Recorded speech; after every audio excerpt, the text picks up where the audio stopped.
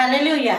ఏదైనా వాక్యము యోమ్ దెబిరీం 15వ తారీఖు 6వ నెల 2025వ సంవత్సరం.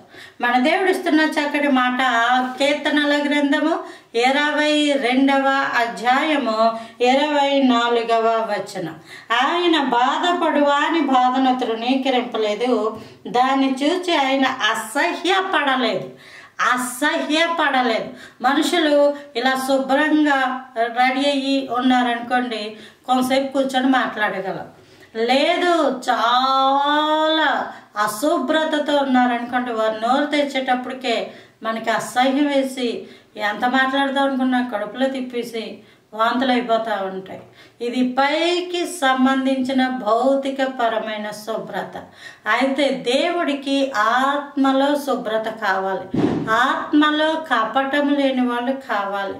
దేవుడు అంటాడు ఒక వ్యక్తి గురించి, నతానియేలు ఆ వ్యక్తి పేరు, ఇతనిలో ఏ కపటము లేదంటాడు. కపటము లేని వ్యక్తి నోరు తెరిస్తే ఆత్మ సౌందర్యం హృదయంలోంచి ఆత్మదేవుడు మాట్లాడతాడు కాబట్టి ఆ మాటలు వింటున్నప్పుడు చాలా ప్రీతికరంగా ఉంటాయి.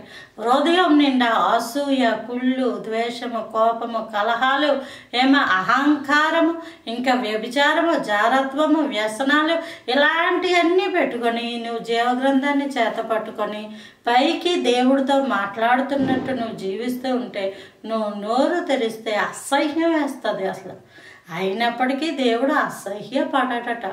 ఎందుకు అంటే ఎప్పటికన్నా నువ్వు మారుతావని, ఎప్పటికన్నా నువ్వు మారుతామని.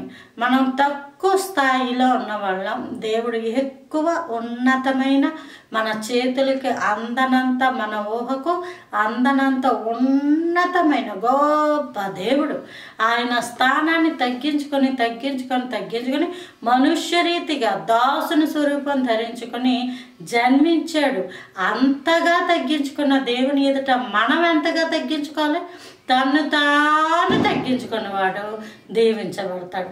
కాబట్టి ఆ విధంగా తగ్గించుకున్నప్పుడు మన జీవితాలు ఇంకనూ మహిమకరంగా మారును గాక. Praise the Lord. ఆమేన్.